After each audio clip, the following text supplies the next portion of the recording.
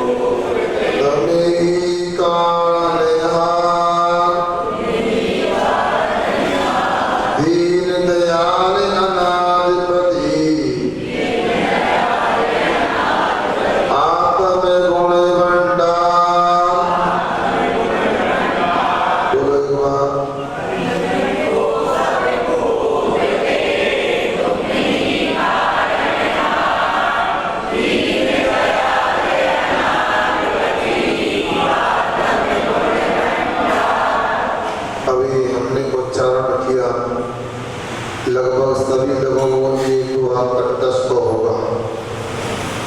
अब यहाँ क्या कहते हैं, भविजन को भवकूप दे।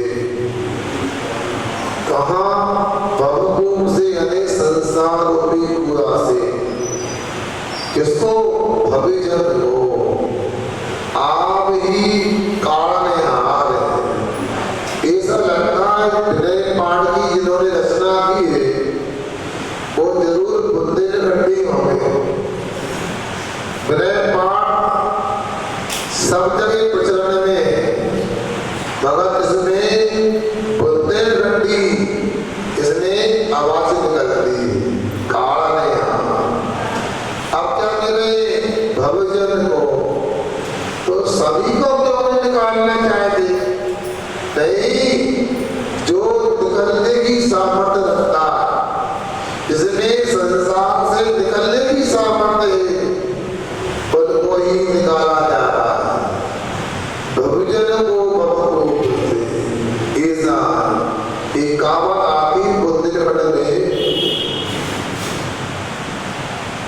मूर्ख से सुरखो पौधों में दिखो।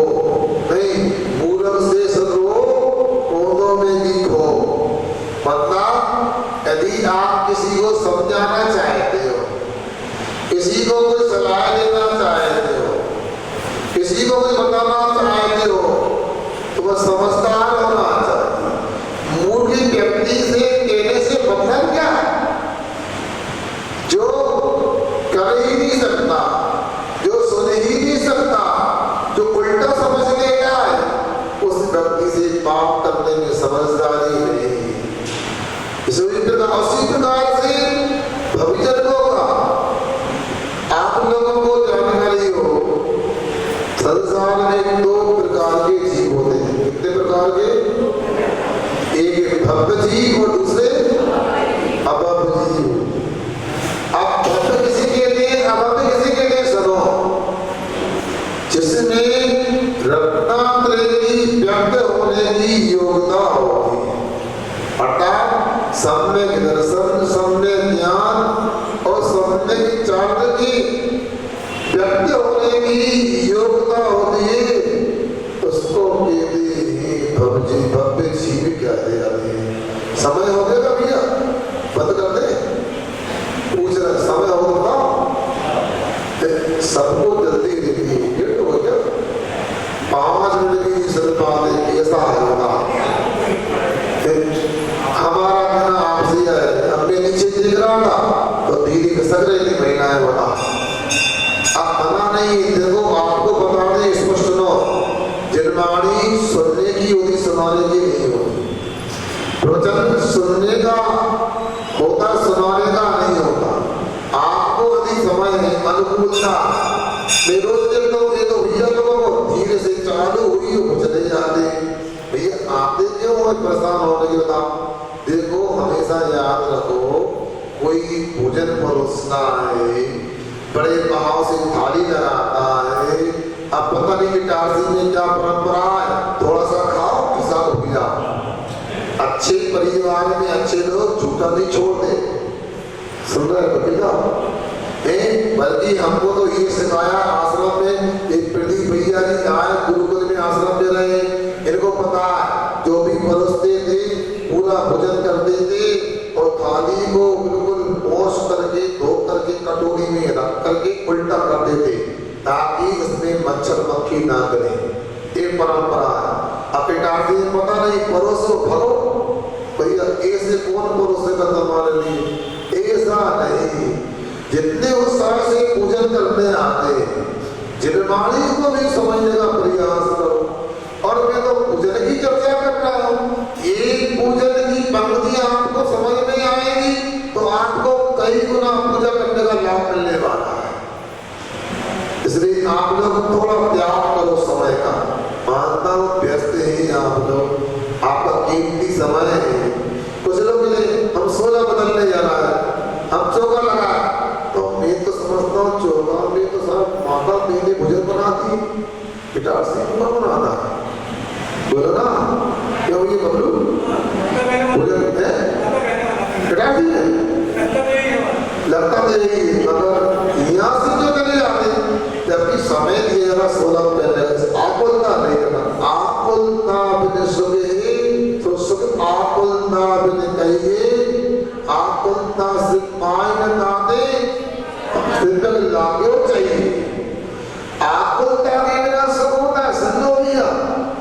आत्मता ये तो क्या गड़बड़ है। वो आत्मता का नहीं मोक्ष में नहीं होती, इसलिए मोक्ष मार्ग में लगना चाहिए। अच्छा एक व्यक्ति के देने से ये बात भी संदेह मिल गई। तो चर्चा हो रही दो प्रकार के जीव होते हैं, भव्य जीव और अभव्य जीव होते हैं। भव्य किसे कहते हैं? जिसमें रत्नात्रय के व्यक्त करने की योग्यता है। अभव्य किसे कहते हैं? जिसमें रत्नात्रय के व्यक्त होने की योग्यता नहीं होती। अब से रत्नात्रय की योग्यता व्यक्त होने की यही नहीं, इसका कभी भी अनंत काल तक रत्नात्रय व्यक्त होगा ही नहीं, उसका मोक्ष मार्ग बनेगा ही नहीं, उसे मोक्ष मिलना ही नहीं। उसमें क्या अपने को प्रयास करना चाहिए। जब भी संबोधन करते हैं वो भव्य जीवा, हे भव्य जीवा सुनो क्या कह रहे, क्या कह रहे, भविजन को उपदे अपने को इसमें पानी भरा देता, कोई कुआ दिखता, अरे वो कुआ तो जीवन दान देने वाला होगा, मगर चार गतियां जो नरक आदि होती है, और इस चार गति रूप चार भव रूप जो कुआ है उसमें ही अनादि काल से गिरा हुआ, उसे कुएं से निकालने वाला कौन हो सकता है? यदि कोई हो सकता है तो हे प्रभु आप ही हो सकते हैं, किसी में कोई सामर्थ्य नहीं है। ये बता रहे हैं यहाँ पर तुम ही काला ने आने निकालने वाले, कर जाओ यहाँ से, निकल जाओ, कर जाओ निकल जाओ, तुम ही कारण है। क्यों? दीन दयाल अनाथपति, ऐसे सुनो, दीन दयाल दीनों पर दया करने वाले हो, दीनों पर कृपा बरसाने वाले हो, और कौन के पति हो बताओ? अनाथों के पति जिसका कोई नहीं, उसके भगवान है। भजन गाते हो ना, जब कोई नहीं आता बड़े बाबा आवे आते, फिर तो कितनों में हाँ, तो कोई बात यहाँ कहेगी अनाथपति, अनाथों के पति भगवान आप ही। बोलो भैया, आप लोग अपने आप को क्या मानते हो? हम तो अनादि से अनाथ हैं, मगर भगवान आप तीन लोग ये नाथ मिल गए, अब अनाथ नहीं, हम सनाथ हैं। इसलिए अनाथ को सनाथ बनाने वाले अनाथपति आत्मा गुण भंडार, ऐसे आत्मा में अनंत गुण होते हैं, वे आत्मा के गुणों के भंडार पिंड है, ऐसे भगवान है। देखो जिसके पास जो होता है वही मिल सकता है। यहाँ पर क्यों आए? हम अपने आत्मा के गुणों को प्रकट करने आए, आत्मा के गुणों को प्राप्त करने आए। अब आत्मा के गुण कैसे मिलेंगे? जिनके पास में आत्मा के गुण प्रकट हो गए, जिनके पास में अनंत गुण हैं, ऐसे भगवान की ही सामर्थ्य है जो हमारे लिए अपने गुणों को दिला सकते हैं। इसलिए हमको भगवान के पास आना चाहिए। बता, यदि किसी को मान लो कपड़े की आवश्यकता, कपड़े वाले के पास जाता है, किसी को औषधि की अपेक्षा औषधि वाले के पास जाता है, किसी को सोने चांदी की अपेक्षा से पंडित के पास जाता है, किसी को किराने की अपेक्षा किराने वाले के पास जाता कि नहीं जाता। तो आपको क्या चाहिए? आपको क्या चाहिए बताओ? सुख चाहिए कि दुख चाहिए? बोलो ना, है? अब सुख चाहिए तो घर का जाते होगा, मुश्किल से घर से निकल के जब घर चलो, घर में आके क्या है बताओ तो लोगों को ये अच्छा नहीं लगता। बता, इतना सुंदर संत निवास बना है, इतना अच्छा यहाँ का माहौल है, हम तो साल में क्या मौका जाए तो बताना से ताली बजाते हो, घर जाते हो, बता क्या होता? अरे आप लोगों से मैं कह रहा हूँ,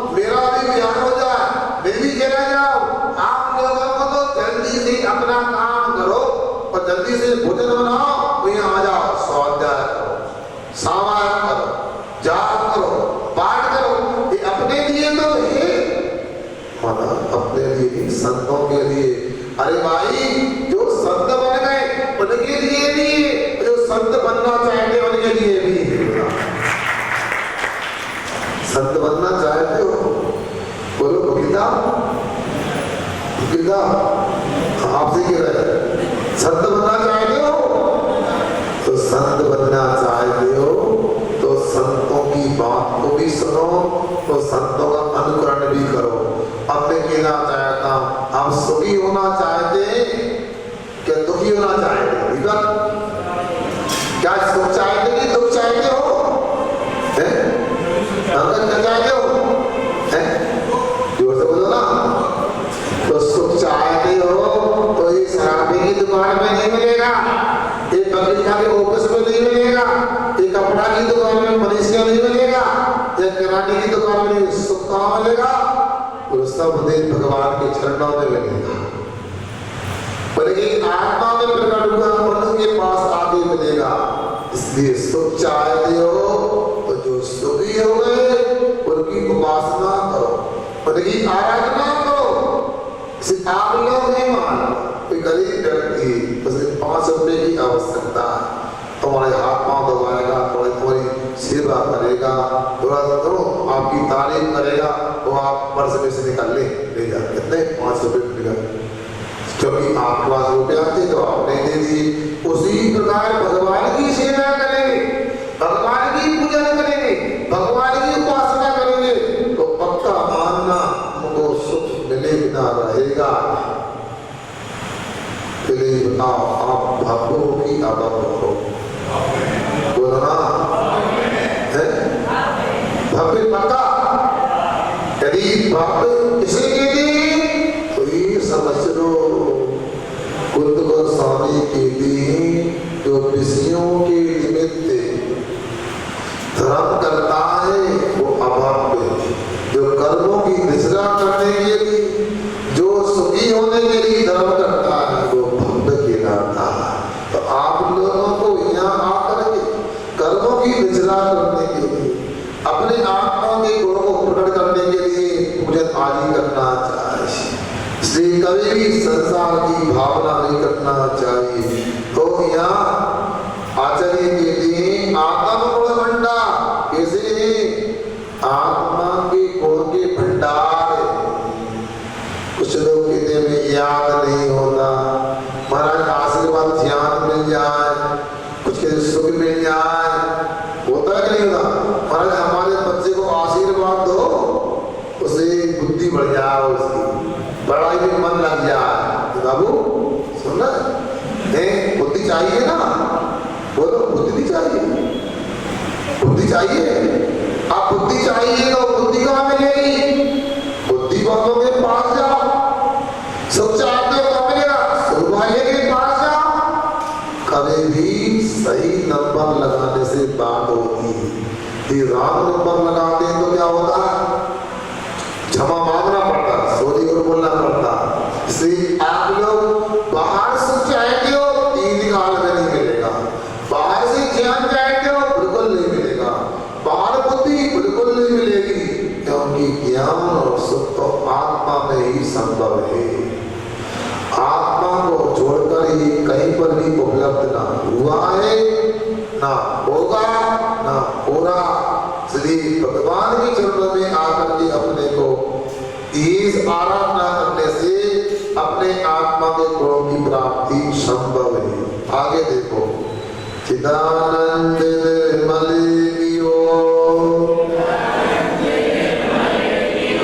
दोई करम रज में, सरल करिया जगत ने, भव जन कौशल के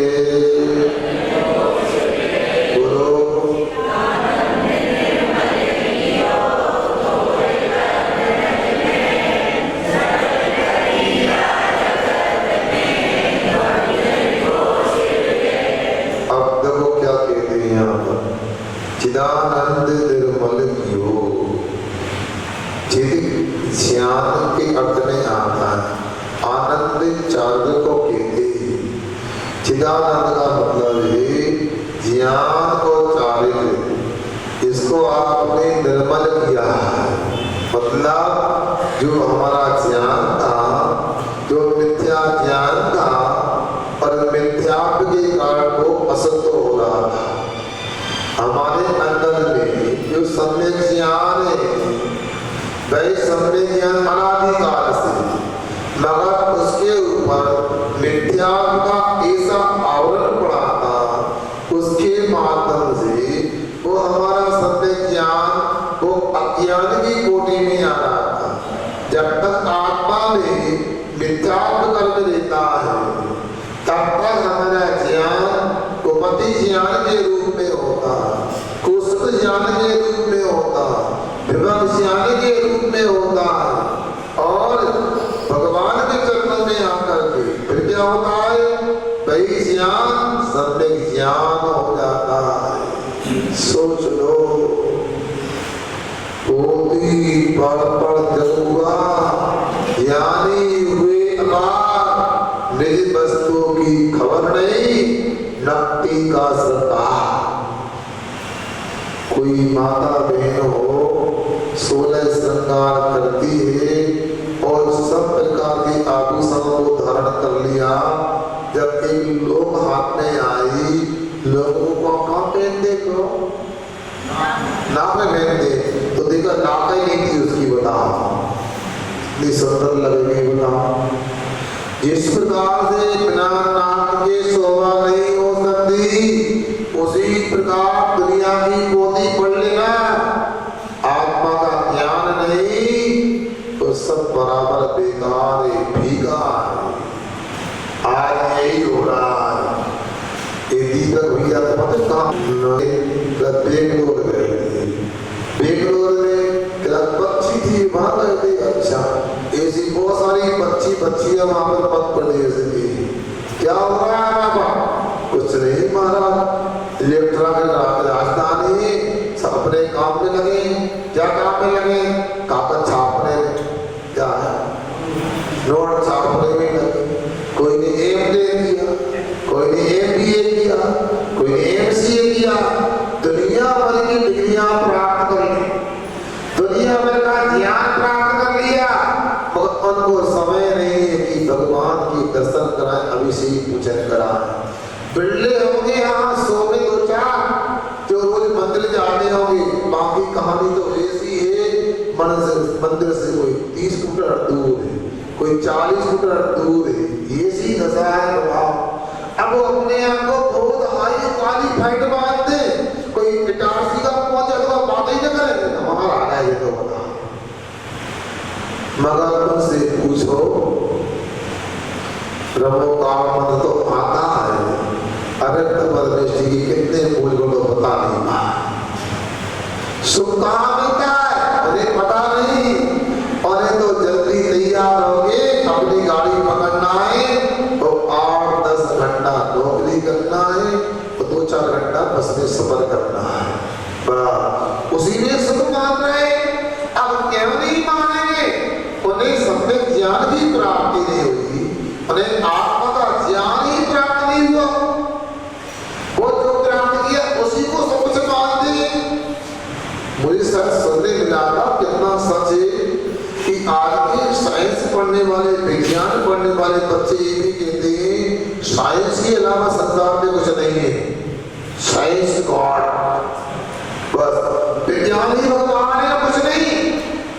का विज्ञान, बीतराग विज्ञान की बात कर दो भले, मगर बीतराग विज्ञान तो उनके कोष में है ही नहीं, तो कैसे काम चलेगा? चिदानंद निर्मल क्यों? आप आनंद की बात, चारित्र को आनंद के दे, बताओ कितना हमारा उज्ज्वल चारित्र देख लो। जिन शब्दों के माध्यम, जिह्वा के माध्यम से, ओंठों के माध्यम से भगवान का नाम लिया जाता, उन ओंठों में सुबह से वो पेस्ट पहुंच जाता है जो मांसाहारी होता है, जिसमें हड्डी का चूरा बनाया जाता है। सुबह से व्यक्ति चाय का प्याला हाथ में लेता है, वो चाय में कितनी हिंसा होती है, चाय के माध्यम से अपने इंद्रिय प्राणों को क्षति पहुंचती, काय प्राण को क्षति पहुंचती। चाय के बाद चलता है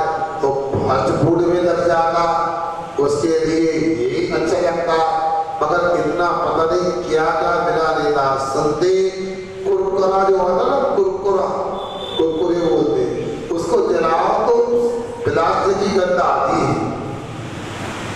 क्या तुमने घर में बेसन के गांठिया बनाया, कभी प्लास्टिक की गंध आई?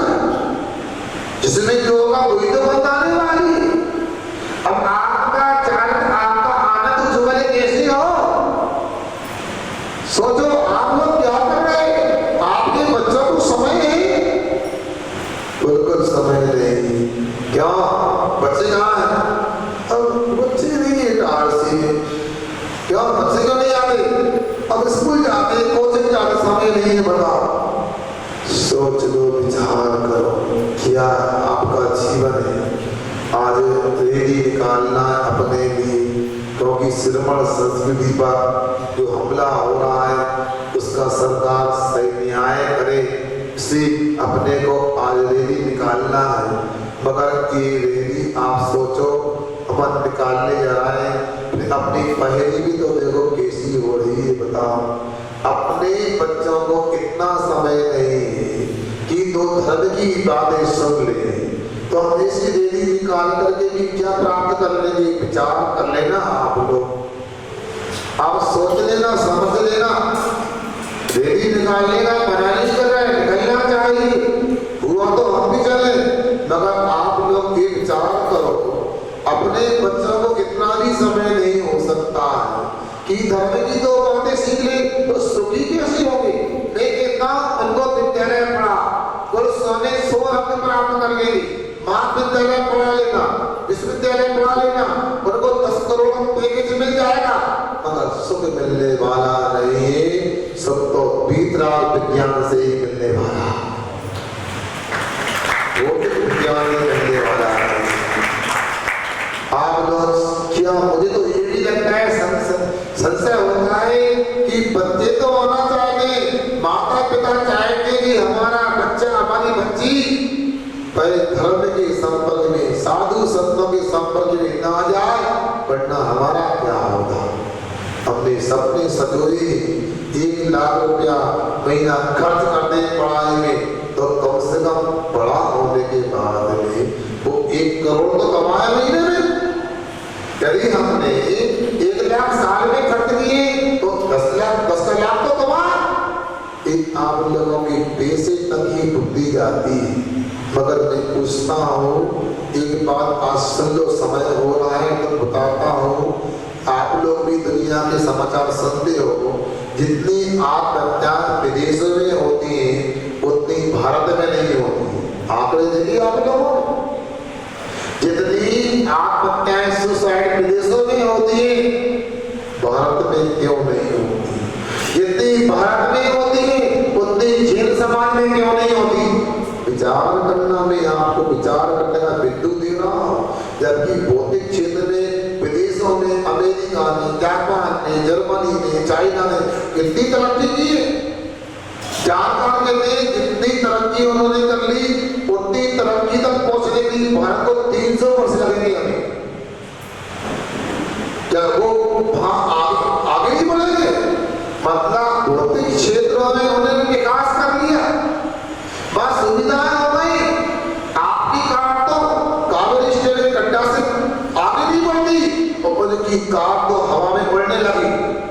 बोलो ना, हवा में उड़ने लगी। मगर सब सुविधा होने के बाद भी जितना सुख भारत में है दुनिया में कहीं नहीं मिलेगा, और जितना सुख जैन समाज में दुनिया में नहीं मिलेगा। अरे थोड़ा कमाते, पानी छान के पीते, दिन में भोजन करते, भगवान की भक्ति करते, इस दुनिया में सबसे ज्यादा सुखी हम लोग। अब इसको आगे वाली पीढ़ी को बता तो बनेगा, मगर ये तो बहुत गलत होता है। आप लोग अपने बच्चों को स्कूल भेजने के लिए उत्साहित देते हैं, यदि रिक्शा नहीं आता स्वयं छोड़ के आते, अपने बच्चे को कोचिंग लगाते, 1000 रुपए महीने लगाते, मगर कभी सोचा आपने उनको पाठशाला ले आए, साधु संतों की तो शब्द सुनवा दे, कोई को चिंता नहीं है।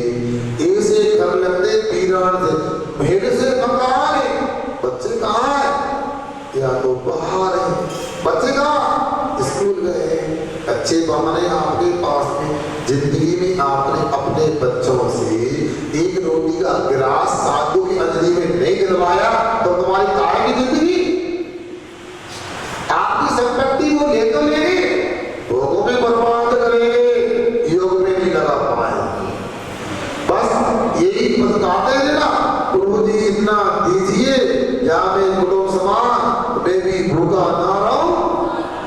बोलना जोर से, जो बोल रहे हो वो सही कर रहे हो तो बस सुन रहे आप लोग। ऐसी स्थिति है आप लोगों के पास है। अब आपने बच्चों को जन्म दिया है, मुझे तो पूरा विश्वास है जिस तरीके से आप चल रहे हो, आप अपने बच्चों को सुखी नहीं देखना चाहते हो, अपने बच्चे को बुद्धिमान नहीं देखना चाहते हो। महाराज कैसे कहा आपने, जब आपने यही बच्चों को नहीं बताया सुख कहाँ मिलता है, ज्ञान कहाँ मिलता है, सुख का स्रोत क्या है, ज्ञान का स्रोत क्या है, तो वो सुखी कैसे होंगे, ज्ञानी कैसे होंगे बताओ। कोर्स की कौन सी पुस्तक में लिखा है सुख यहाँ मिलता बताओ तो। एक स्टेट बोर्ड के कोर्स को बताओ, सीबीएसई कोर्स है, आईसीएसई कोर्स होता है, आप कौन से कोर्स में लिखा है सुख आत्मा में मिलता है, ज्ञान आत्मा में मिलता है। मगर फिर भी झील में लेकर के हमारी दशा क्या हो गई। कई बच्चों को बताना पड़ा पार्ले जी में ई नंबर 332 गूगल पे देखो क्या लिखा है, अंडे की जर्दी इसमें डली हुई। बताया स्वयं भी खाते और बच्चों को भी खिलाते। मेरे संदर्भ में शिकायत भी होगी ये महाराज त्याग कराते और त्याग ही नहीं कराते, एक पक्ष को ज्यादा त्याग करा दे और दूसरे पक्ष को कम करा दे, अन्याय करते हैं। हाँ तुमको जब बनाना आता है तो घर में बनाओ ना, झाड़ के पानी का बनाओ, दिन में बनाओ, अच्छा खाओ, अच्छा खिलाओ। तो बनाने वाले ही रात में खाएं और रात में नहीं खाते। दरअसल रात में खाना नहीं, वो होटल में खाना चाहिए, क्योंकि जब तक शराब पीने वाला मांस खाने का यदि लाल का संपर्क नहीं होगा भोजन में स्वाद आ ही नहीं सकता, और वो स्वाद होटल में आता। एक महीने के 4 दिन की छूट दे दो, साप्ताहिक 1 दिन की छूट दे दो। क्यों दे दो? क्योंकि 1 दिन तो बाहर खाने जाना होता महाराज, वहां खाना नहीं खाकर जीवन किया। एक बेटी थी, उनकी उम्र 70 साल की होने वाली होगी, उनके श्रीमान जी बहुत धर्मात्मा थे और लाखों करोड़ का दान भी देते हैं। उनसे हमने कहा देखो आपका टाइम का काम होता है, जल्दी का स्वरूप में मानता हूँ, आपको फिर भी रात में नहीं खाना चाहिए। और आपके पिताजी तो महाराज बन गए, मुनि महाराज, आपकी बहन भी आलिका है, आपको रात में नहीं खाना चाहिए। अरे महाराज ऐसी बात कर रहे हो, ये हमारे श्रीमान जी कहते हैं भगवान ने एक तो पैसा खाओ, होटल में ना खाओ तो मतलब का कहीं खर्चा तो करो, एक बुद्धि देखो कैसी। अरे भाई आपको खाना है, आपको पैसा मिला है, घर में चना पानी का खाओ। मैं तो नहीं मानता हूँ जैन समाज का व्यक्ति रात में खाए, होटल में खाए, प्रभावना होती होगी, सिवाय बदनामी के कुछ नहीं मिलता। मैं तो कहता हूँ जिन माता बहनों को भी रात में त्याग करने का भाव नहीं है तो एक काम करो, तुम तो शाम को 6 बजे 5 किलो पूड़ी बनाओ और अपने और चौके के दरवाजे बंद करो और खाना चालू करो, पूरी रात खाओ, पाप तो लगेगा, ये तरह बदनाम तो नहीं होगा। मगर होटल में खाओ, बाहर में खाओगे तो जे तरह बदनाम भी होगा तो पाप भी लगेगा, दोनों काम होंगे। चिदानंद निर्मल जियो तो अपने आचरण को निर्मल कैसे किया, कैसे कर सकते? आपने तो निर्मल कर लिया, हमारा भी निर्मल हो जाए।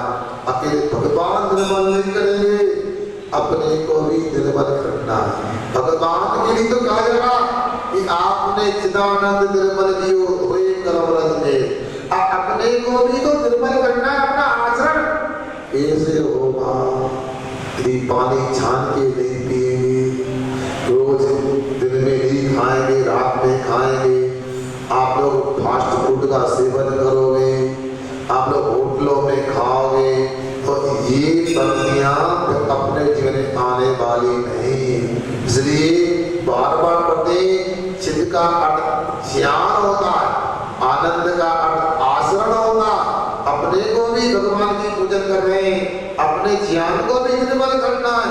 इसलिए सच्चे देव शास्त्र गुरु की ही आराधना करना है, सच्चे देव शास्त्र के चरणों में सिर झुकाना है, अन्य कभी सिर झुकाना नहीं। अधिक कटाने का मौका तो सिर कटा लेना, मगर झुकाना नहीं, ताकि देवी देवता के चरणों में, तब आपका ये ज्ञान निर्मल हो सकता है। अपने आचरण को थोड़ा थोड़ा बदलने का प्रयास करो, तो क्या निर्मल जाएगा। पुराने लोगों का भी जीवन होता था, अब हेरा नहीं जाए, नीचे दुकान है, ऊपर मकान है, और कोई लेडीज, कोई महिला का है, कोई पुरुष का है, हम रात का नहीं छोड़ सकते, ग्राहक रहते शाम को थोड़ा 8 बजे के बाद खा सकते हैं।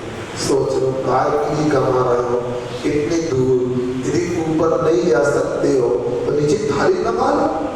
मगर इसके बाद भी यदि आपको लगता है रात में खाना जरूरी है, तो लगता होना अच्छी नहीं लग रही, या तो कोई खोटी आयु का बंद हो गया, या करने का भाव नहीं हो पा रहा, अन्यथा यही है। इसलिए धोए कर्म रस में, भगवान के से आपने कर्म धूलि को धो लिया है और निर्मल दशा को प्राप्त कर लिया। इतना ही नहीं, जब आपने अपने कर्मों की धूलि को धोया, इसके बाद केवल क्या हुआ, क्या किया, सरल करिया जगत में भवजन को शिव ये कौन सा शब्द है, कौन सा शब्द है, बुद्धि से पूरी नहीं आता। ये तो आपको बिना बारा में सुनने मिलेगा। मतलब ये है, कहना चाहता हूँ, ये विनय पाठ की रचना करने वाले जरूर बुंदेलखंडी कोई कवि होंगे।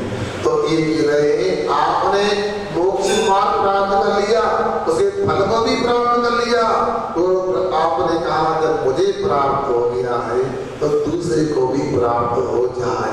आप लोग भी अच्छी वस्तु होती है तो आप लोग दूसरे से कहते हैं, क्यों दीपक आप सुपर मेरे को कहते ना, रोना कहते, भगवान कैसे लगे, बोलो ना, अच्छे लगे। कोई से कहोगे तो नहीं जाने के लिए, हैं?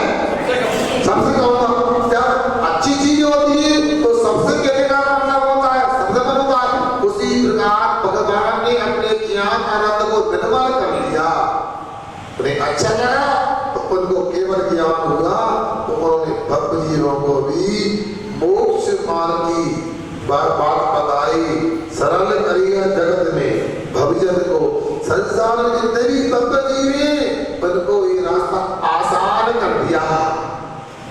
कुछ नहीं करना, इटारसी में से बैठ जाना, स्टेशन पे जाओगे और यहाँ से जाओगे बस बेंगलोर उतर जाओगे, भाग बस मिलेगी और बहुत दिन हमको हो जाना और पहुंच जाओगे। अब आसान हो गया ना, सरल करिया जगत में।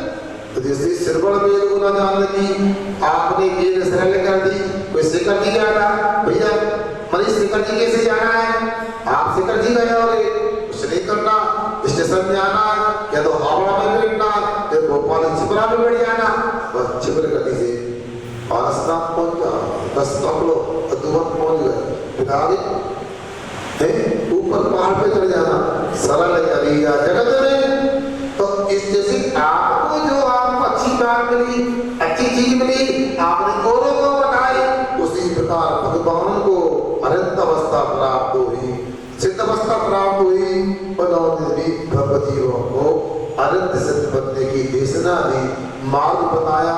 इसलिए अपने को भी इस प्रकार से जो अच्छी चीज मिलती है सबको बताना चाहिए। मैं पूछना चाहता हूँ, अभी क्लास में कैसी लगी भैया आपको, बोलो ना, झूठ ना बोलियो, सही बोलियो, कैसी लगी, अच्छी लगी ना।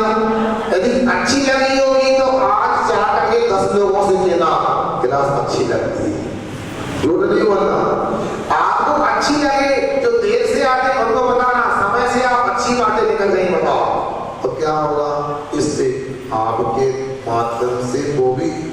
अच्छी बात को प्राप्त कर लेंगे।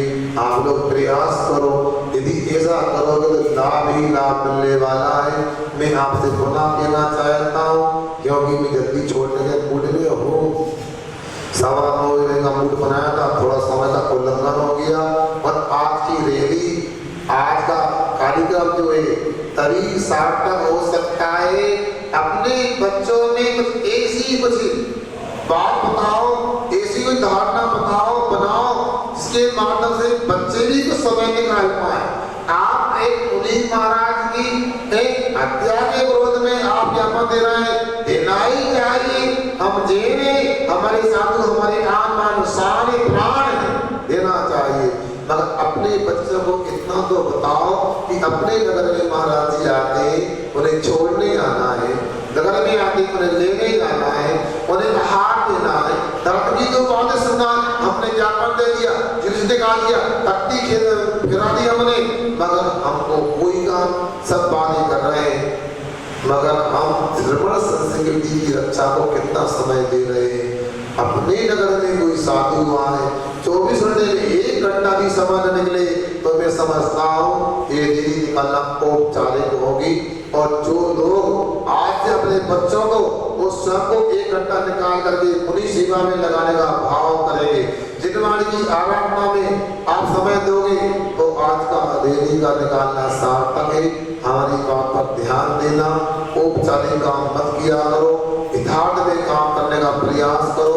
आप मन में विचार करो, मुनि महाराज की वहाँ ऐसी घटना हुई, दुर्घटना हुई है, तो क्या हमारे नगर में हम मुनियों के लिए समय नहीं देंगे, 1 घंटा जनवाणी नहीं सुनेंगे, उनको आहार नहीं देंगे, उनकी भैयावती में निहार आदि में शामिल नहीं होंगे, और कल ऐसी घटना घट जाती है तो आप अपने आप को माफ नहीं कर पाओगे। मैं बार बार बोल रहा हूँ, चाहे वो दिगंबर समाज के लोग हो, चाहे श्वेतांबर समाज के लोग हो, चाहे चैत्यालय वाले हो, चाहे मंदिर वाले हो, सबको याद रखना है, ज्ञापन अकेला नहीं देना है। अपने जीवन में किसी को समय हमेशा निकाल करके जनवाणी को और गुरुओं को समर्पित करना है, अपने मंदिरों को प्रतिमाओं को समर्पित करना है, तभी अपना रैली निकालना सार्थक हो सकती है। आप लोग जल्दी से जाकर के 10:30 बजे यहाँ पर आ जाते हैं तो हो सकता है मैं आपके साथ यहाँ से रवाना हो सकता हूँ, क्योंकि हमारा काम तो नहीं, मगर आप लोग आप भी कुछ हमको बताना कि हमें क्या करना चाहिए। तो मैंने पूर्व में आपको बता दिया है, आप लोगों को अपने जीवन में से 1 घंटा, आधा घंटा समय निकालना चाहिए। अपनी कमाई में 5%, 2%, 1% ऐसा निकालना चाहिए तो श्रवण संस्कृति के लिए जनवाणी को समर्पित हो, तभी हमारा यहाँ धर्म का रक्षा का कार्यक्रम सफल हो सकता है। सभी अपने कर्तव्यों को समझें और कर्तव्यों को पूरा करने का प्रयास करें। अहिंसा परमो धर्म की जय। आचार्य भगवान श्री विद्यासागर जी महाराज की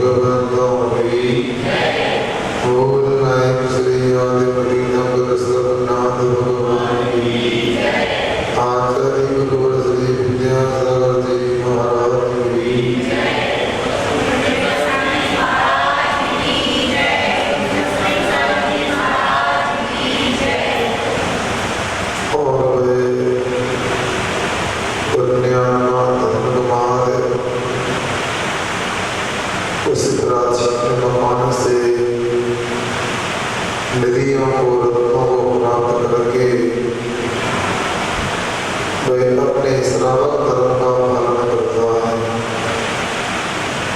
और देव पूजन करना, विधान करना एक उसका जीवन का प्रथम काम उसको पता लगता है।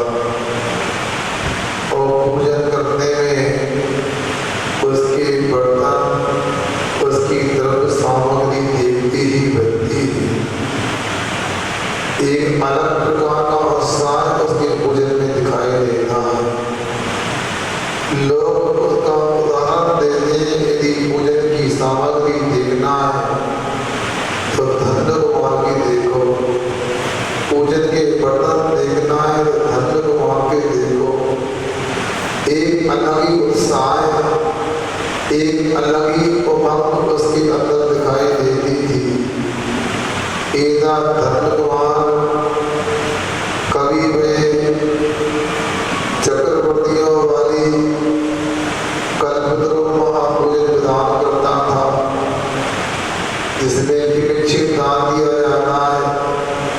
कवि में सर्वतोपद विधान करता था, जो 32,000 मुकुटबद्ध राजाओं के द्वारा संपन्न होता है। कवि अष्टांगा के विधान रचाता था। कवि भोजन विधान में अपना उपयोग लगाता था और अपने कर्मों की रचना करता रहता था और संबंध उसके कर्मों का होता रहता था।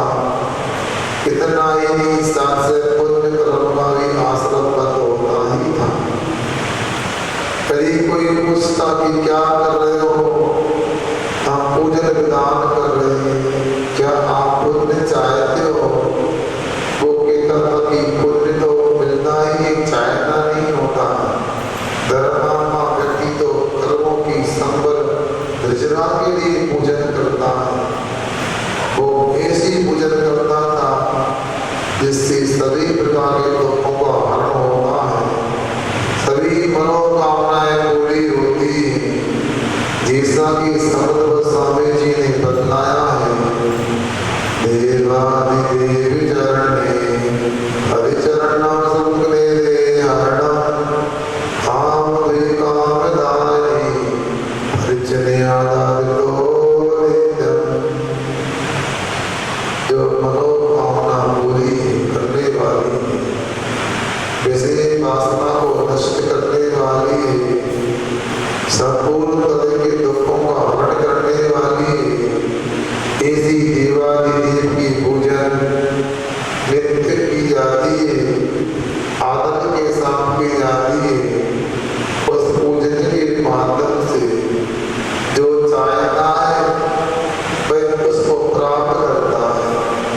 बस इतना ही है कि वह संसार में अपनी शक्ति को नहीं छिपाते हुए की जाए। वह धन्य कुमार उन लोगों में से नहीं था जो पूजन में भगवान से भी व्यापार किया करते हैं, जो भगवान से भी सौदाबाजी करते हैं।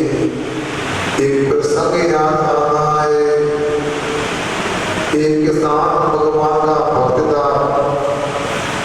उसके भगवान भी कथा कथित थे, ना ये विग्राही थे, ना ये सर्वज्ञ थे और ना ही उपदेशी थे, मगर वह रागी उनको ही भगवान मानता था। और वह किसान जब भी खेती का प्रसंग आता अपने तथाकथित भगवान से आशीर्वाद लेने जाता। यथार्थ में सच्चे भगवान तो ना किसी से राग करते, ना किसी से द्वेष करते, ना पूजन करने से प्रसन्न होते और नहीं करने से ना द्वेष रखते, नाराज होते। मगर वह किसान भगवान का भक्त था और उसने खेत में एक दिन गेहूं बोया और गेहूं बोकर के जैसे ही अंकुर उत्पन्न हुए, वह अपने भगवान के पास पहुंच गया। भगवान आशीर्वाद दो। क्यों क्यों चाहिए आशीर्वाद? मेरे खेत में गेहूं की फसल अच्छी आए। भगवान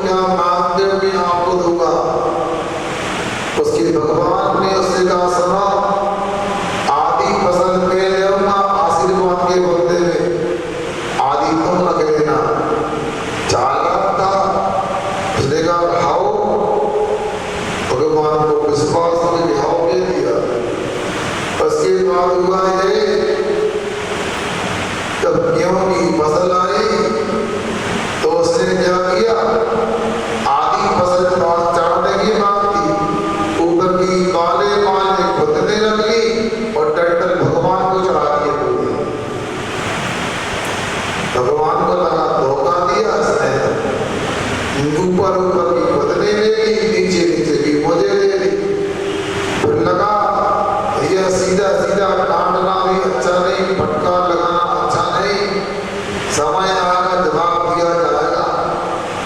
फिर इसके बाद में आषाढ़ का महीना आया, उसने इस बार बोली के पेड़ी बोलिया, भगवान आशीर्वाद दो, खेती का समय आ गया, बोली करना है। बनाने का तुमने पिछली बार हमें धोखा दिया था, नीचे की तुमने डंडन वगैरह हमको दे दी, ऊपर की बाली वगैरह तुमने ले ली, आधी तो दी गड़बड़ कर दिया। इस बार ऐसा नहीं होगा, इस बार तो ऊपर ऊपर की हम लेंगे और नीचे की तुम्हें मिलेगी। वो कहते भगवान ऐसी कहो, तैयार है। और फिर क्या था, उसने मूंगफली की बोली कर दी, और मूंगफली आई तो ऊपर ऊपर के पक्के डंडल भगवान को दे दी, जमीन के मूंगफली बदले रखी। भगवान हद हो गई, एक बार धोखा दे दिया, दो बार धोखा दे दिया, कोई तरीका होता है। अब क्या किया जाए, ऐसे भक्तों से बदला कैसे दिया जाए, बाबा जी क्या करें बताओ। तो उसने कहा कोई बात नहीं, अखबार देखते हैं। और फिर क्या था, फिर वो किसान आया आशीर्वाद लेने, तो भगवान आशीर्वाद दो, खेती करना है। सुनो भैया, तो वो गड़बड़ करते हो, पिछली बार ऊपर ऊपर की दे गई तो गेहूं बोए थे, इस बार तुमने मूंगफली बो दी, नीचे की तुमने अपने, हम तो 2 ही बार घाटे हो रहे। इस बार ऐसा आशीर्वाद मिलने वाला नहीं, आपको आशीर्वाद चाहिए तो भैया ऐसा नहीं, हम ऊपर की भी लेंगे और नीचे की भी लेंगे, आधी आधी होगी। उसने कहा भगवान आपसे लगे हुई बात है क्या, हम तो कहते हैं एक काम करो, आपको ऊपर की भी दे और नीचे की भी दे, हम तो आशीर्वाद दो, थोड़ी बीच की हम रख लें। उसने मक्का की बोली कर दी, बुट्टे बुट्टे उसने रख लिए, टटेरे भगवान को चढ़ा। ऐसी दशा है चालाक भक्तों की, मगर सब एक से नहीं होंगे, अपने हाथ की उंगलियां भी बराबर नहीं होती। भगवान के चरणों में तो सर्वश्रेष्ठ वस्तु का समर्पण होता है, उसमें कभी भी लोलुपता नहीं होती, अलोल गुण होता है भक्त का। वैद्य कुमार निरंतर खेती के कार्य में, पूजन के कार्यों में व्यस्त रहता था, और हमेशा गुरुओं के सानिध्य मिलने पर अपना आहार दान का मौका नहीं छोड़ता। वैद्य सोए भोजन तैयार हो जाए और भगवान की पूजन हो जाए, पूजन के बाद घर में आए तो घर में आकर के भोजन नहीं करता था। वह तो मंगल ग्रंथ को लेकर, मंगल कलशों को लेकर के वह धन्य कुमार अतिथि सत्कार के लिए तत्पर रहता था। नगर में मुनि महाराज हो अथवा ना हो, उसका तो एक ही काम होता था, अपनी माँ को कहकर की माँ में मुनि राज को प्रधान करना चाहता हूँ। माँ के साथ, पिता के साथ में रोज मंगल द्रव्य कलश श्रीफल लेकर के अपने मकान से नीचे उतर करके कभी आंगन में, कभी मुख्य सड़क पर पहुंच करके मुनियों की वह प्रतीक्षा करता था। और यदि मुनि महाराज नहीं आते थे तो विचार करता था आखिर क्या कारण है, एक मुनि महाराज का आज दर्शन क्यों नहीं होना, आगमन क्यों नहीं होना। उसे भरत चक्रवर्ती का प्रसंग याद आता था। एक बार भरत चक्रवर्ती अपने 84 खंड से नीचे उतर करके प्रतिदिन की भांति मुनि राज का प्रदान करने के लिए तत्पर थे। अनेक रानियां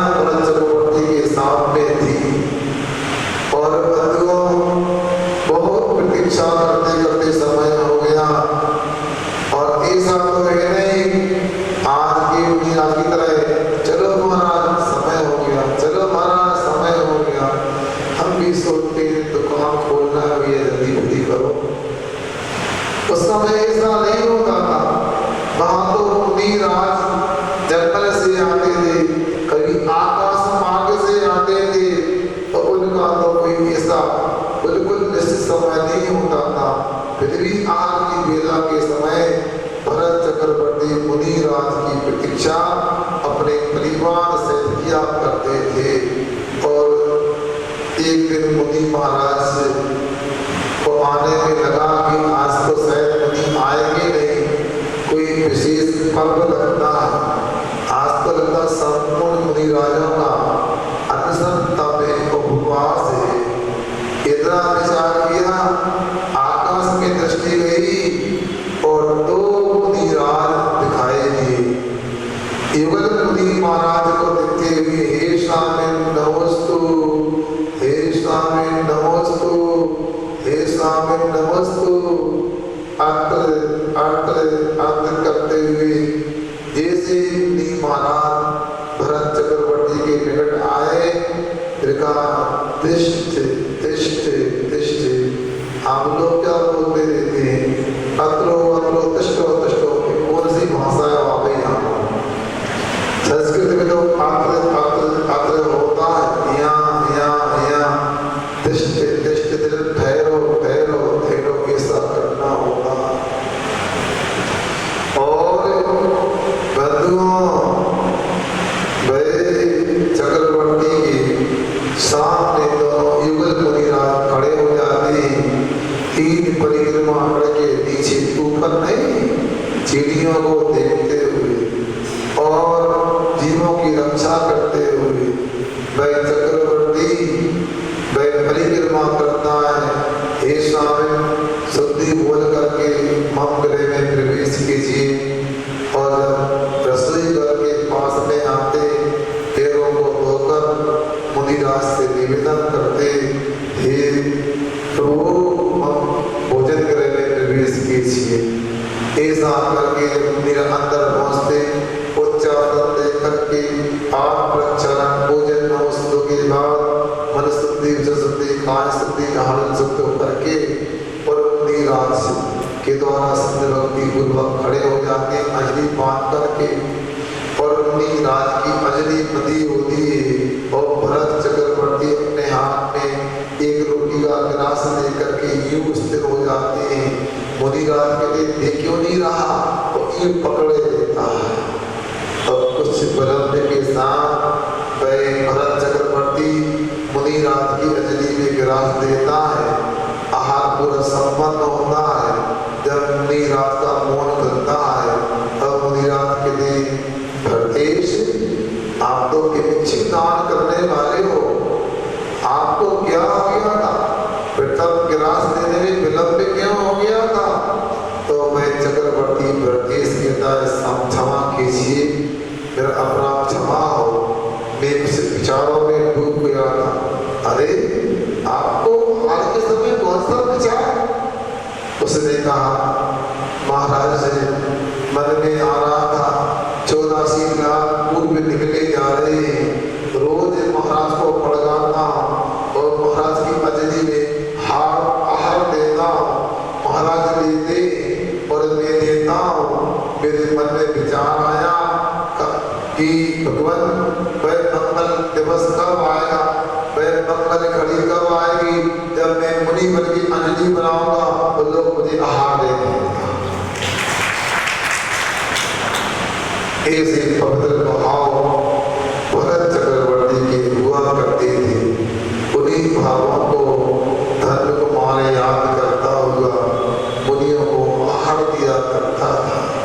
और क्यों नहीं देगा, पूर्व के संस्कार भी उसके दादे थे, क्योंकि उसका तो जीवन कई पर्यायों में कई भवों में पापमय था, मगर एक मुनिराज की कृपा से नहीं महाकृपा से, असीम कृपा से ही वह पाप का जीवन पुण्यमय हो गया था। इसलिए पूर्व के संस्कार भी ने वह बड़े भक्ति भाव से मुनि महाराज को आहार देता। और इसके बाद जब मुनि महाराज के आहार होते, ऊपर रत्नों की वर्षा होती, पुष्प वृष्टि होती, कंदों की वृष्टि होती, नगाड़े बजते, देव जय ध्वनि करती, इसे वंचित आश्चर्य पूर्वक वो आहार दिया करता था। और दिन दूनी रात चौकी संपत्ति उसकी बढ़ती रहती थी, स्वाध्याय भी उसका छूटता नहीं था।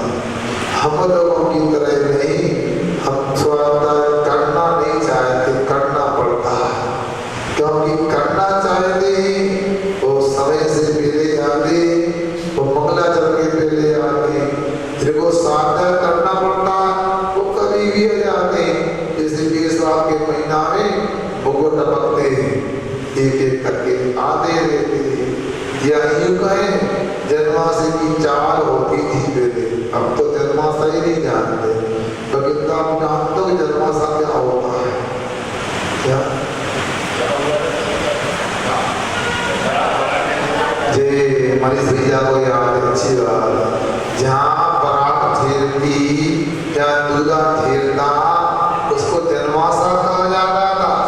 और फिर बारात लगती थी जनमासे से, फिर लड़की के घर तक जाते थे तो आराम से 100 मीटर की दूरी को 1 घंटा में पहुंचे, 2 घंटा में। वैसे ही जो स्वागताजी को करना पड़ता है, प्रसन्न सुनना पड़ता है, आराम से आते आ रहे आने की तलाश में, हाँ चलो या चलो चलते धीरे धीरे खसक, तो आधे घंटा घर से निकलने में लग गया, धीरे धीरे आएंगे और यहाँ दिनमानी के समय तक आ ही जाए। इसलिए कहते बनिया की बारात कब निकले, अनदव के टाइम तक पहुंचा। ऐसा मगर धन्य कुमार का जीवन ऐसा नहीं था। पूरी जिम्मेदारी के साथ में अपने सम्य ज्ञान के 8 अंगों को पालन करते हुए व्यंजनाचार, अर्थाचार, उभयाचार, विनयाचार, कालाचार, अन्नवाचार, भोजनाचार, उपदानाचार, 8 अंगों का पालन करते करते मैं स्वाध्याय करता था। हमेशा संयम के साथ जीवन यापन होता था। उसको तो स्मृति ही नहीं थी कभी उसने रात में भोजन किया हो अथवा अंचना पानी पिया हो। बहुत ही संतुलित उसका जीवन धर्मकुमार का था। अनेक प्रतिकूलता हो या अनुकूलता हो, वह अपने संयम का कभी त्याग नहीं करता था। पर्दे के दिन आए, अष्टमी का पर्व हो, चतुर्दशी का पर्व हो, अनशन एकादशी से पर्वों को मनाता था, कर्मों की रचना करता था। दान तो उसका जीवन में प्राण जैसा था। ये पानी दाने नाव में, घर में दाने नाव, दोनों हाथ पुलिसिए, यही सयानों का। जैसे जैसे धन आता था और दान करता जाता था। दैनिक दान भी होता था और विशेष दान भी किया करता था। उसके पास उज्जैनी नगरी में जैसे बंदा मंदिर का निर्माण कराना, वेदी का निर्माण कराना, स्वर्ण आदि की प्रतिमाएं विराजमान करना, आरदान आदि में और भी औषधान आदि में और अभयदान में, मुनियों के हार विहार आदि भैया में, शास्त्र लेकर में, पाठशाला उद्घाटन में, औषधालय प्रारंभ करने में उसकी बहुत रुचि होती थी। जितना बंदा था दान में ही अपना जीवन धन्य मानता था। ऐसा धन्य कुमार था। और फिर उसके पिताजी धनपाल सेठ के पास एक कोई धनाढ़ परिवार का प्रस्ताव आया, सेठ जी आपका अंतिम पुत्र धन्य कुमार हमको बहुत पसंद आया। उसकी धार्मिक क्रियाएं, उसका रीति रिवाज, उसका जीवन देख करके ऐसा लग रहा है उसको हम अपना कमर साहब बना लें। कमर साहब है